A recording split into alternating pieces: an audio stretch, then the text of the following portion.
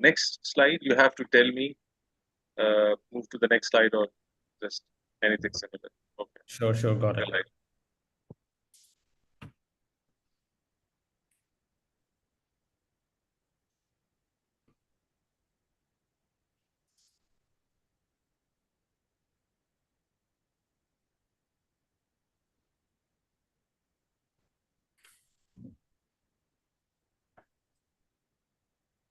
Yes, Faisal bhai, we are live.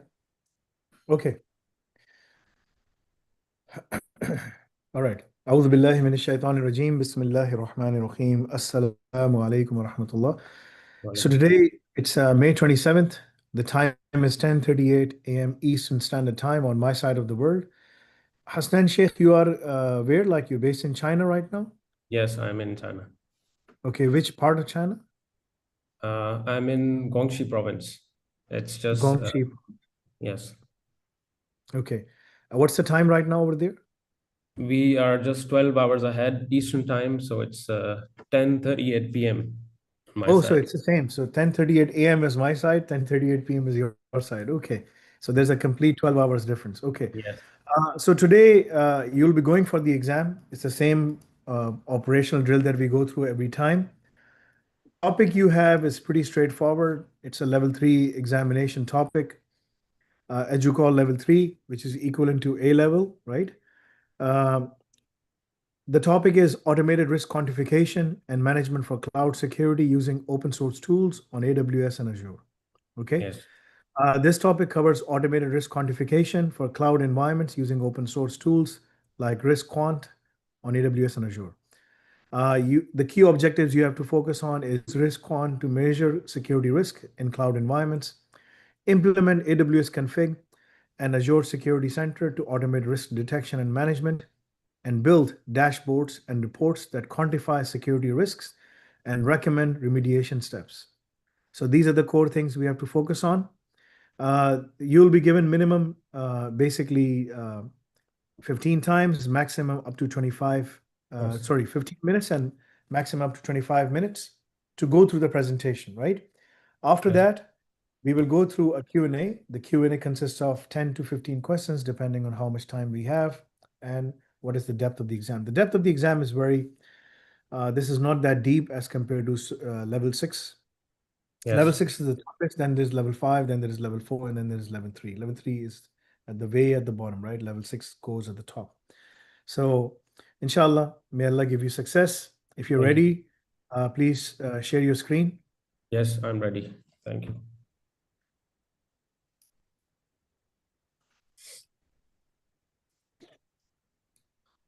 Yes, Bismillahirrahmanirrahim. Let's begin. Just give me 1 minute. If you click on the button, like, so that it can, is it fitting can you show me the next slide, Yusuf? The second slide. Okay, yeah, I mean, so I can see the whole thing clearly. Okay, Bismillah. All right, so yes. Let me start the timer. You may begin now. Bismillahirrahmanirrahim. So my name is Husnain Sheikh, and today I will be presenting level 3 exam topic that I've been given. It's automated risk quantification and management for cloud security using open source tools on AWS and Azure. Yes, next slide, please.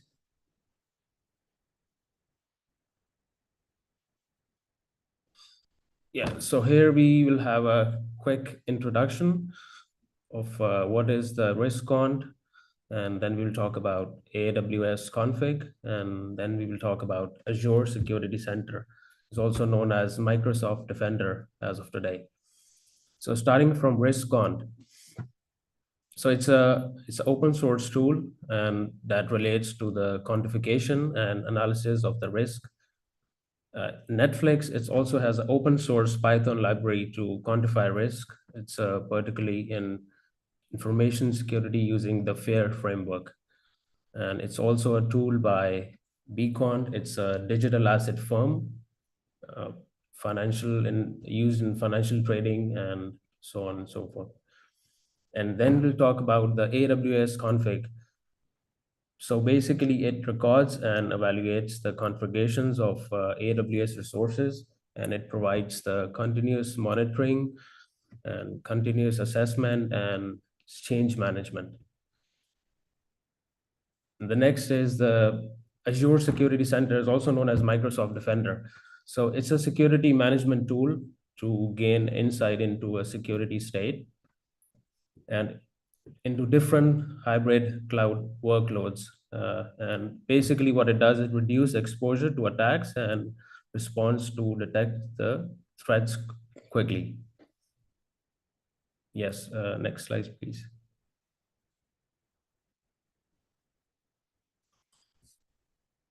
So here we'll be talk about risk on, and we'll understand what is a risk on basically. So it's an open source tool. It's designed to help organization quantify and manage security risk in cloud environments.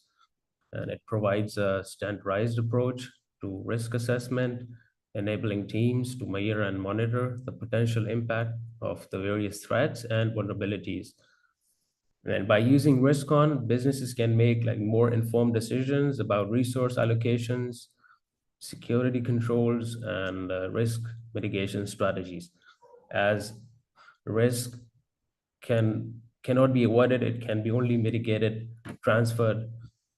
So we'll talk about it in the following next slide.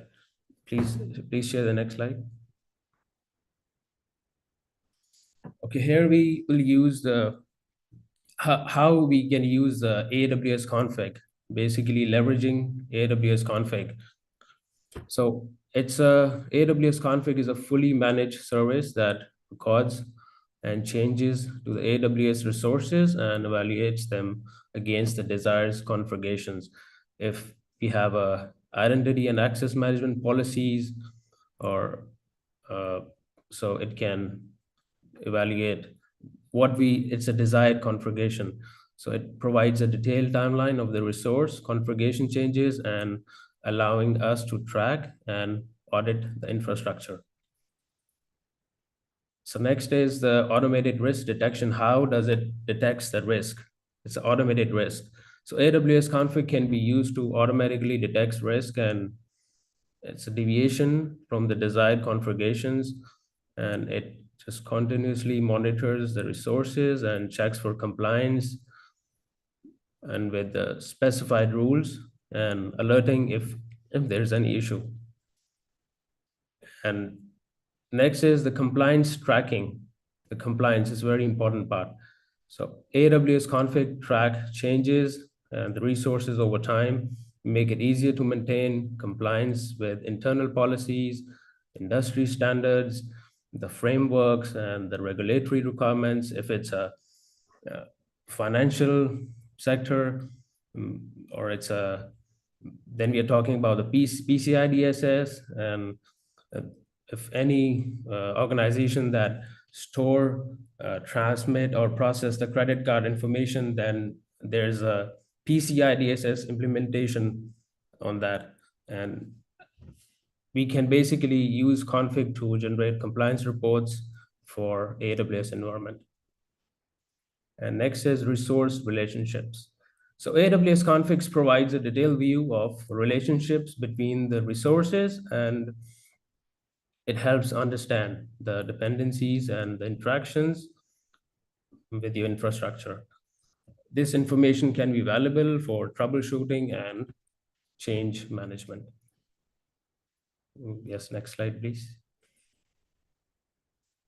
Okay, here we'll talk about how we can utilize Azure Security Center, also known as Microsoft Defender as of today. So here's a unified infrastructure security management, and Azure Security Center provides a centralized view and control over the security of the Azure resources, on-premises servers, and hybrid cloud workloads. And it can strengthen the security posture overall. So Azure Security Center analyzes the security state of the resources and provides recommendations to improve the overall security posture, reducing the risk of cyber attacks. And now is advanced threat protection. So Azure Security Center utilizes machine learning and threat intelligence to detect and respond to advanced threats across hybrid cloud environment, including cloud native and on-premises resources. It's a continuous monitoring and compliance. So Azure Security Center, it continuously monitors the resources, it assesses the compliance with security policies, it provides real-time alerts and recommendations to address security vulnerabilities and the compliance issues.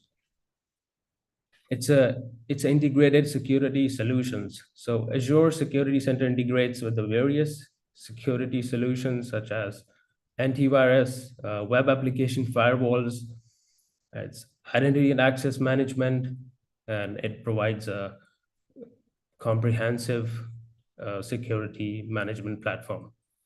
Yes, next slide, please. Okay, here we talking about building a risk quantification dashboard. So actually, I have not built a real-time dashboard. I created some dashboards, but I haven't attached it here. But so here's the outlook here. So it's identity and access management. Now here says that here are the different risk scores from the categories. They're scaled from 0 to 100. If the identity and access management policies, what is defined already, and if there's some mistake or if it's not being followed, then the security score it has been given is 75. So I mean, it's okay, not much at a higher side, but it's just okay. So next is the data protection. Here's the security score that has been given is 82. So still it needs progress. It needs to climb up.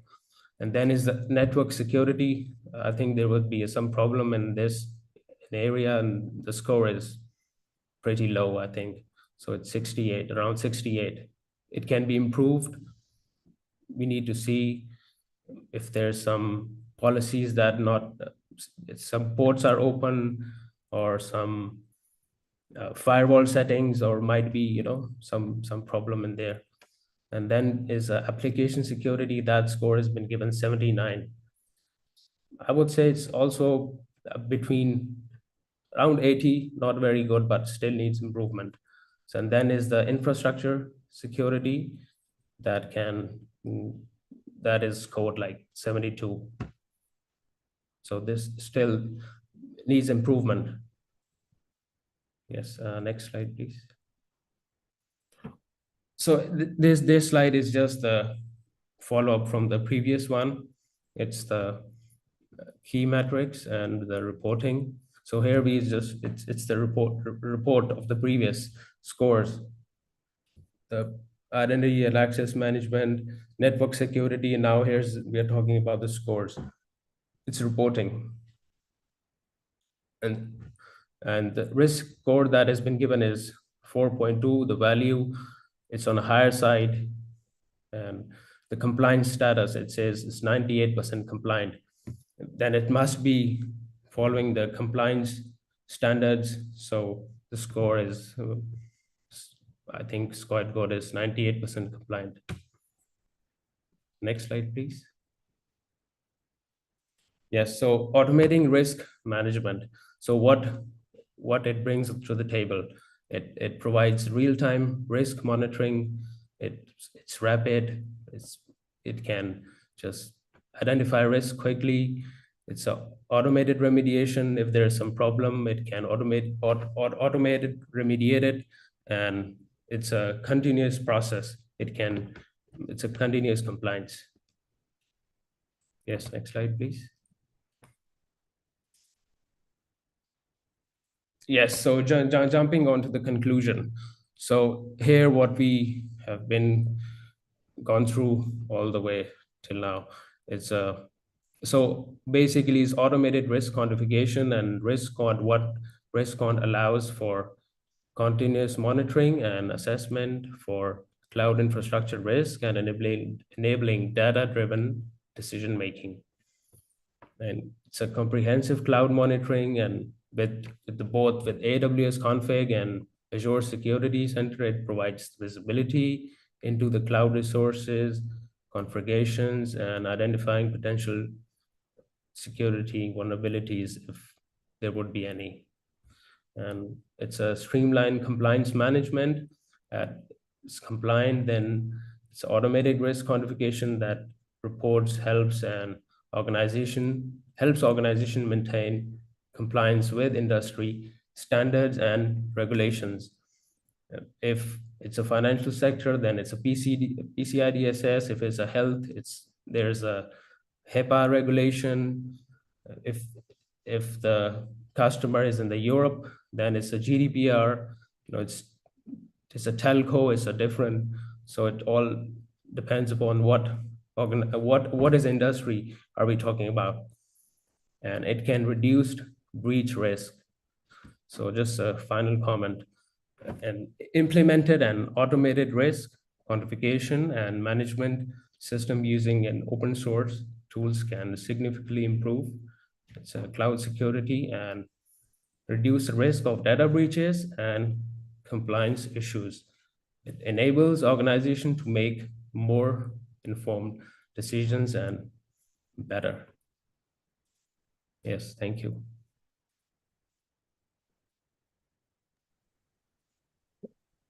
Okay, Bismillahirrahmanirrahim. Good presentation. So, thank you. I thought like you're going to show me some of the risk quant features, some of the things. So those things were missing, Yes, right? The presentation was good, but it covers, I wanted to see AWS config, how it can be used, Azure Security Center with certain more explanations, right? Also showing me some demo screenshots, something like that for the open source tool, right? Those things were missing in the presentation. Okay. yes. Okay, so let's jump on to the Q&A. Apart from that, the presentation is good. You have good communication skills, mashallah. Okay, so how does Azure Security Center leverages machine learning in its threat detection?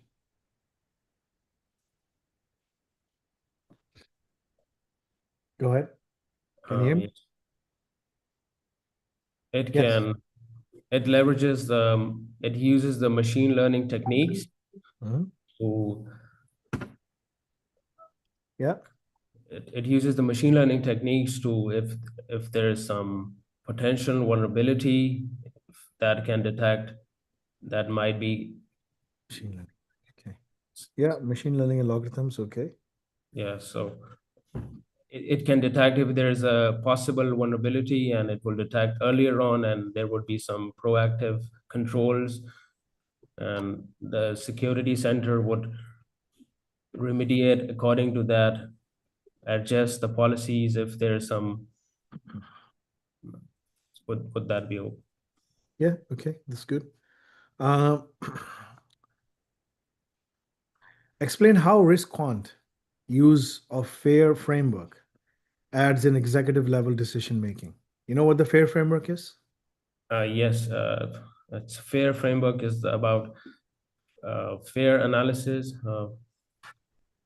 It converts risk into quantifiable financial terms, right?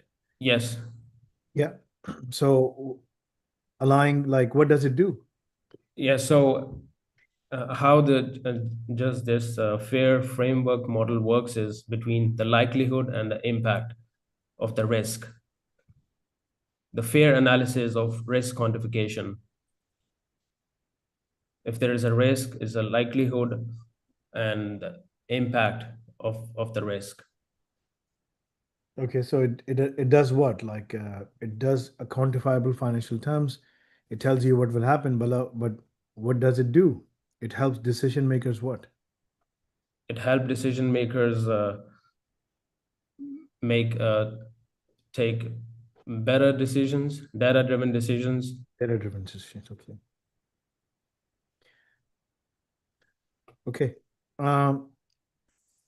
Describe the integration flow between risk quant AWS config, and Azure Security Center in a unified cloud risk management system. So if I ask you, you have to develop a unified cloud risk management system, what would you do? How would you So, do that? so step one, we can start from, I can pull the data from the logs Mhm. from the risk cont to the AWS, the config. And in AWS config environment, it can, in that environment, it can see where the risks are and the potential vulnerabilities, the security threats, if there's some, and firewall settings, some identity access management policies, Okay. S3 buckets if they are some not properly configured, and from there, basically, so Defender, the Microsoft Security Center is also the same as the Security Center. Uh, it can proactively see where the potential threats might be and act on it before, until it have some damage to the cloud environment. Okay. Why is identity and access management given a significant score, in the dashboard that you showed, right? What does it imply? So it implies that score it has been given, it's not at a higher side. So the policies for some users might not be properly defined, and so that's why it was not given a higher score on a higher side, because it considers it a threat, not a threat, I would say, but it's not properly configured. So the score that has been given is just according to, it lacks some improvement. Okay. You mentioned this, can you discuss the significance of achieving 98% compliance in the risk dashboard? What are the implications for audit readiness and business continuity? Yes, the compliance score in this dashboard has been given 98, means it on a higher side, it's I would say a pretty good compliance score. So if it's a for instance, it's a financial organization. So here we are talking about the PCI DSS. So the PCI DSS have 12 requirements, and in that domain, I would say if it's 90%, 98% is compliant, so probably maybe 12 requirements that have been covered, or 11, or maybe the one requirement that might be missing, just because of that it's 98%. So there must be some more improvement need in that area. Okay.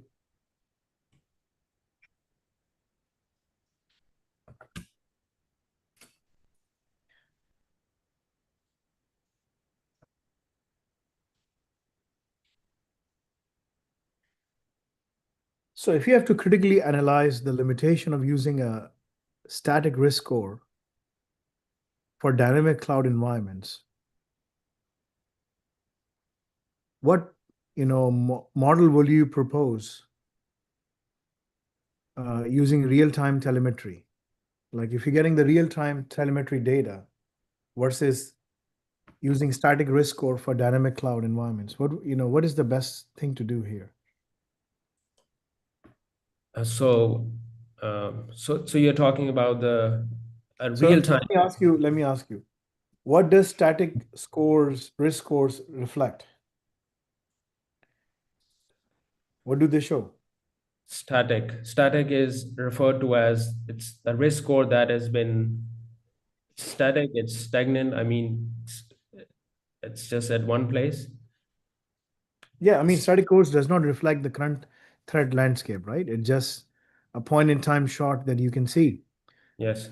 So that versus using real-time telemetry data, which one is better?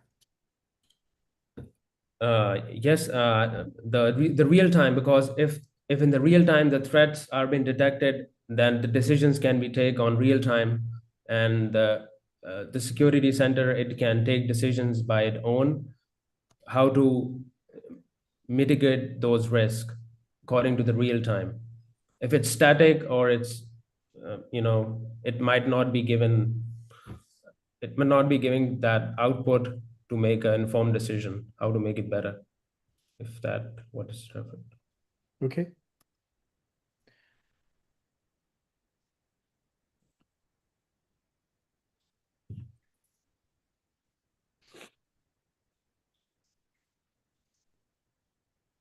So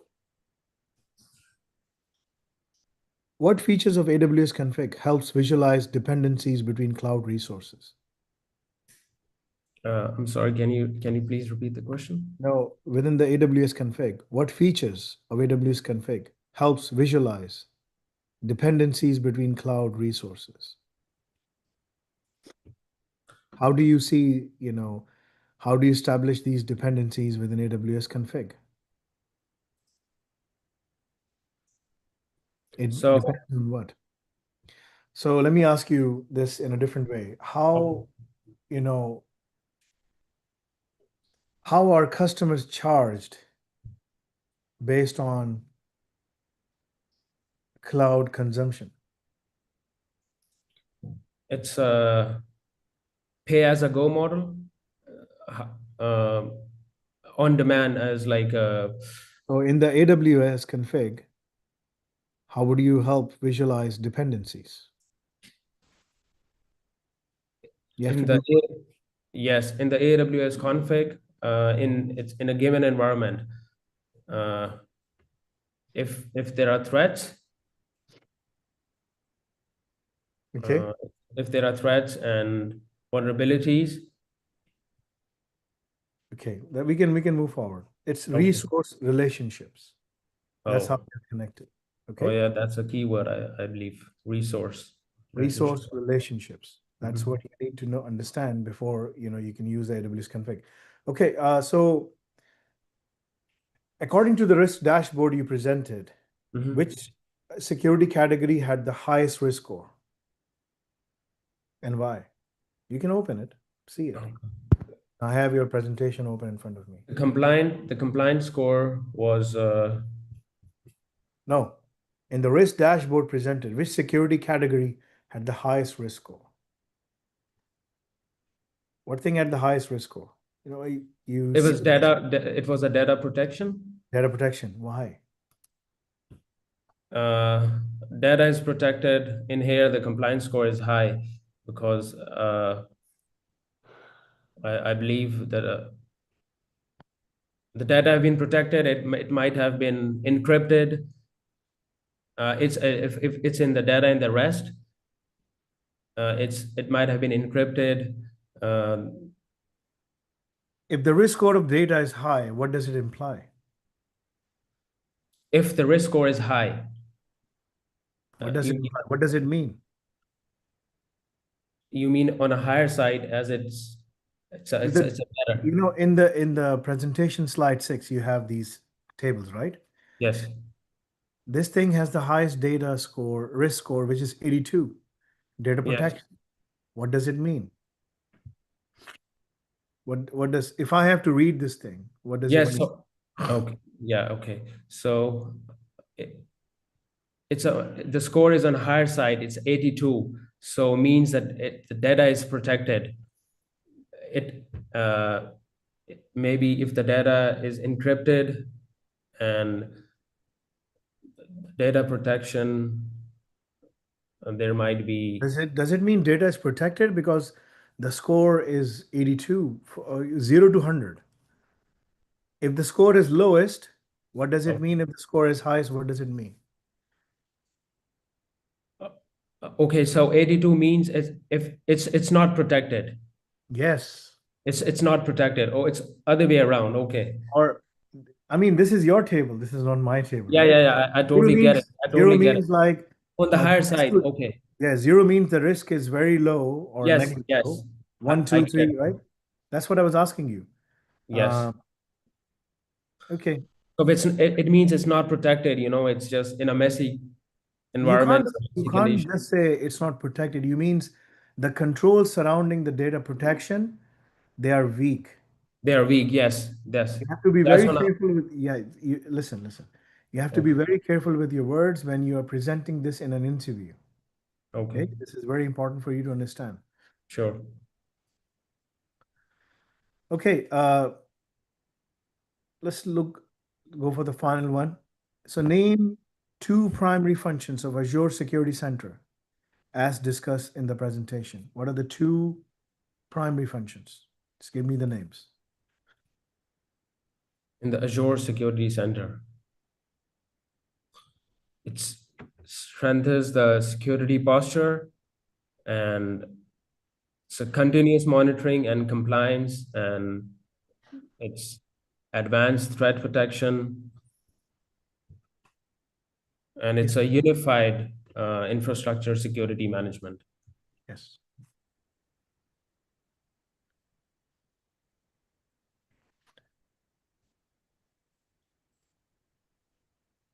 Okay, you're done.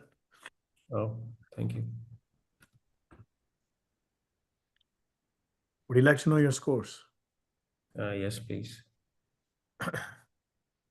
Thank you. How is the weather in China right now? Actually, where I'm right now is it's island. It's been raining here for almost 2 weeks. It's a tropical island. It's Hainan, so it's kind of hot and humid. So it's been raining often. If you go towards the north, it's more colder. If you come to the south, it's hot and humid. So Okay.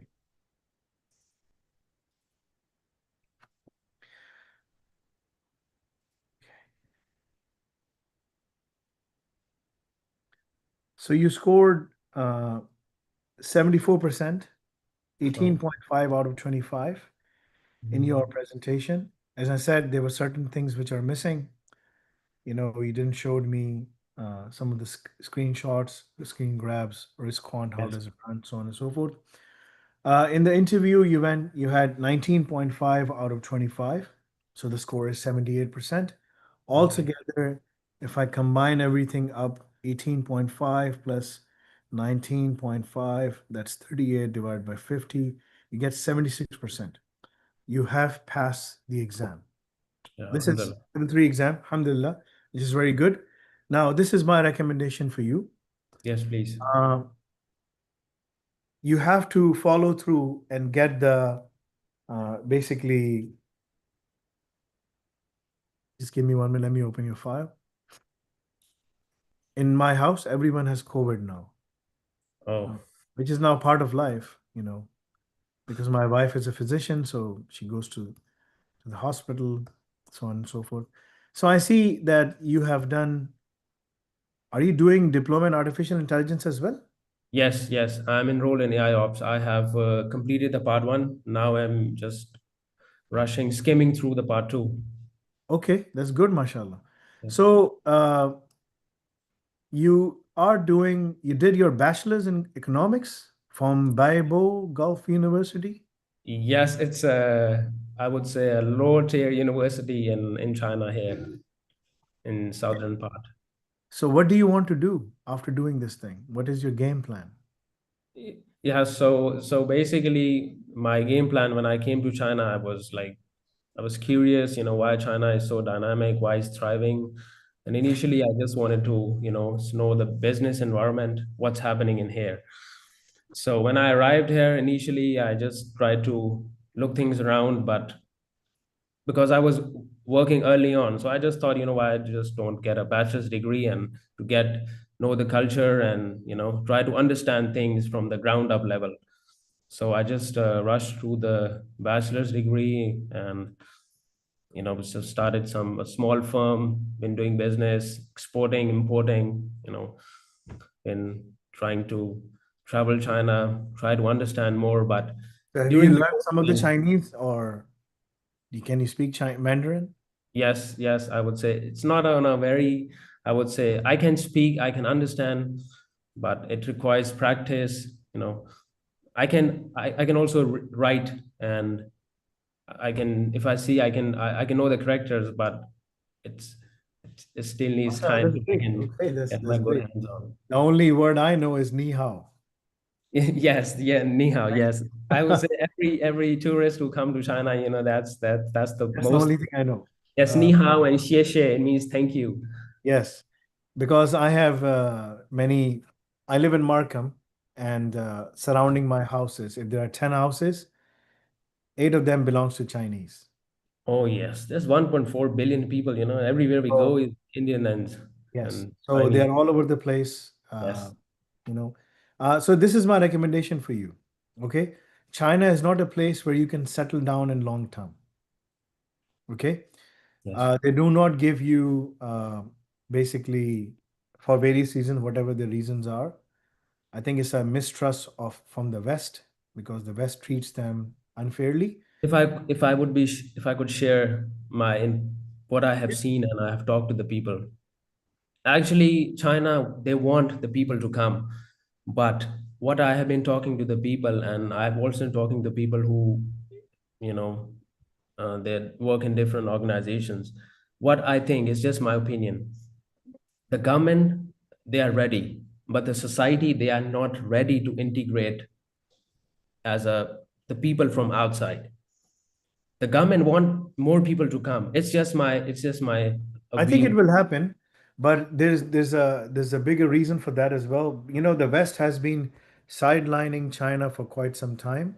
Just like any Yes, government who comes, they will try to push China on the corner, right? So yes, when China wanted to have, a space, like a place in the space station, International Space Station, US said no, we can't allow you. So Xi Jinping decided, okay, we're just going to do it ourselves, and they did it by themselves, and they yes, built up their own space station, right? Uh, the same thing when they wanted to go to the Mars, they were not listening. So the West, specifically US, and everyone follows. When the US takes first step, everyone takes 10 steps. yes. Everybody takes the baby steps. So yes, so Canada has now realized that that's not the case anymore, and we need to work on our sovereignty and on our independence. Otherwise, US is just going to take it over, right? Because that's unfortunately what the history tells us is exactly what the US does, right? Be that as it may, whatever people say, the history is significantly clear on the actions of the Americans. And they keep on doing these things again and again and again. It's Yes, not the American people, it's the American government, the representatives who come and who basically the Congress, the upper and the lower house, whatever, right? So this is tough. yes, That's yes. why It's a tough China. ride. So I mean, it's a tough ride. So I don't want to gamble on this thing. Just rather Yes. staying here So and my hoping for recommendation. some miracle to happen. I don't believe No, the no, no. miracle is going to Nothing is happen. going to So happen. Listen, yes, yes. I'm already presenting a big proposal to Chinese government.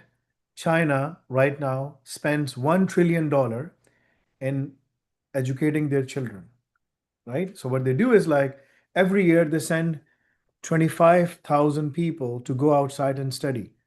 For every year they pay 25 for every student, they pay $50,000 roughly for 1 year. So $50,000 multiplied by 25,000, right? So if you multiply that, 25 multiplied by 50,000, you will get Billion. 1.2 billion. So Yes, they're spending 1.2 billion basically, right? In terms of doing what they're doing right now. And this is too much, right? yes, So just for going there every year, they're spending that money. And 4 years, it's like 5, 6, 7 billion, right? And then by the time that the kids come back, they don't have any expertise in what they want to do, so on and so forth. So there's a delay, in reacting, right? yes, So what we are doing now is we have presented our core integration framework, in all the technology sites where Chinese needs to work on. China is right now the superpower in terms of the manufacturing hub of the world, right? But in the services economy, they are not there. So US is 70% of the US economy is service economy. Yes. 70% of Chinese economy is manufacturing economy, Manufacturing, yes. right? So it's the other way around. Now the Chinese wants to go into the service economy as well, Yes. right? They are boosting towards consumption and Yes. In the service economy, you need consulting, you need services, you need all of those things, right? yes. So that's where we are working with them. However, for you, this is my recommendation: complete your artificial intelligence operations, right? Uh, and AI ops, diploma in AI ops, and also start applying for a master's program. But before you go to Canada or to USA or to UK, wherever you want to go, right? Right now things are a bit hot right Yes. now in the Turmoil. States Yes. because they don't realize, and then they have accepted now that the students in the West, in US alone, they bring in $500 billion every single year. That's the Huge economic number. activity. 500 billion. That's the amount of trade US does with China. If you go and see, you know, the imports coming from China, that's what US does. This is just coming from the students, right? So, and that supports the US economy significantly. Obviously, US has these policies right now, and but they will learn as usual. They learn from their mistakes a bit late, but then when they do take action. Hopefully they will take action and they will allow these students to come back. However, because of AI, because of all of these things, the whole landscape of education is changing very, very fast, right? Yes. So my recommendation to you would be complete your artificial intelligence operations. Start doing Al Razak program. Have you started doing Al Razak Yes. program? Part one? Yes. I'm in the middle of the first few labs. The Are Linux the lab. labs easier for you? Are you able to do all of those things quite easily? Yes, it's just fantastic experience. I mean, Right? I'm always, just hiding because of the technical part. I was couldn't download. Yusuf Bhai also knows right now, so I'm not good at the technical side. So I've always had a problem. But since these labs, it's just amazing experience. I've been doing it's really So fast. those are just the beginners labs. In this coming Friday, we will release every 2 weeks. Every Friday, we will release after every 2 Fridays, like twice a month, we will release new updates and new things for you. So the new labs you'll be getting will be covering many, many things. Part one and part two both, right? So part one will become part of the course. Part two will become part of your job, stuff and so on and so forth, right?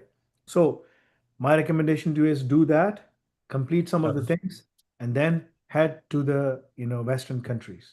The Inshallah. Western countries will realize one day or the other that they all have to work together if they really want the world to be prosperous, right?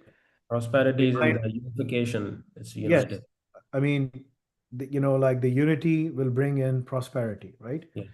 Because division will sow, like more issues, more financial pain, so on and so forth. So essentially, US will go down towards that pathway. When will that happen? It's anyone's guess, right? I don't know. Maybe 1 year, maybe 2 years, maybe I don't know. Like one thing is for sure, it will happen because the US knows that they cannot go back and become and make their economy into a manufacturing economy. Those days are gone, Yes. right? That cannot happen. That won't happen. 90% of the robotics parts are China. manufactured in China. 90%. Yes. So even if US decides to build up their own robotic, process automation factories, they need to import parts. Yes. Where are those parts going to come from? China. So And when the the ships which gonna come are also made in China. The yes, container ships, the ports, the cranes, and everything. everything. So the West has lost that narrative. The only thing left for them now is to go into the emerging technologies, right? And that's what they have to understand and that's what they have to work on, right? So this is my recommendation to you. complete your AI ops, and then start going further. Our students who have completed their intermediate exams, 12th grades, right, after completing AI ops, have started securing admissions in UK, in USA, and in multiple countries, right? So my recommendation to you is you already have a bachelor's degree, but that's in economics. That's not going to help you. Yes. So you Yes. so you based on bachelor's of economics, you can't take admission in MSc AI. Then no one is going to give you that, Yes. right? And if you study MS in economics, you won't get a work permit. And if you do, Because that's it'll not be- in a STEM. Hmm. I mean, there's no point in going into the economic side, right? Right. Yes. So you have to be in the STEM side. So that's why you have to complete your Inshallah. I will AI do. Ops diploma. If you complete that, inshallah, then you can go and take admission and master's program. In my view, next year, February is the time. So you still have time. So 7 months are left, 8 months, including Yes. and the next year January. So 9 months are there. February is the time that you should be going there. So within these 6 to 9 months time, if you finish AI Ops and you complete some of the exams, become a QB astronaut, whatever I'm losing now count of how many QB astronauts we have. Yes, I've been following and catching up, recently a lot. Mashallah, very good people. So this is my recommendation to you. May Allah give you success. Thank You you have so good communication skills, by the way, right? you. If you like invest more time in that, you can go and break ground in the GRC if that's what you want to do. It's a very interesting Sure. field, right? Go into cybersecurity, go into artificial intelligence operations. The world is your playground then. Yes. But you have to think beyond China. China will change. It will happen, right? Yes. But it will take time because the West has, they have always been shoving Chinese to the wall and say, no, like these guys are just copying and pasting our stuff. That is not the case. They're This is innovating. They are innovating, actually. let them wait, whatever they want to do. Chinese are already leading all the key technologies and and they're already far ahead, right? Yes. Look at what happened in Pakistan, like when the war started with India. The Chinese, for the first time in the history, in the recorded history of the world, in the modernized history, right? In the war, the Chinese planes and the Chinese missiles were able to lock down and take down some of the most sophisticated planes on the planet. Yes. The French Rafale and the advanced version of the Russian planes and the S-400 system, so on and so forth, right? So now they understand that Chinese are not the ones who are copying and pasting. They are actually leading. So Yes. it will change, So this is my recommendation to you. Learning all of these processes will help you. Inshallah. Absolutely, yes. So gradually build upon that thing and move forward, inshallah. Okay. Yes, inshallah. May Allah give you more success. Thank you so much. Ask your parents to make special dua for me. Okay. Inshallah, I will. And I will see you next in the AI Ops exam once you're ready for that. Very soon, I'll be coming back. And Okay. Jazakallah khair. Yes, Jazakallah. And in the end, I just want to Jazakallah khair, Yusuf bhai. It's been great help, and I have been having some problem with the sharing slides. And thank you, Yusuf bhai. Jazakallah khair for your help. It's kind enough. Thank you so much. Anytime. Subhanakallahumma bihamdika. Ashhadu an la ilaha illa anta astaghfiruka wa atubu ilayk. Assalamu alaikum wa rahmatullahi wa barakatuh. Wa alaikum salam. हाँ भाई पास हो गया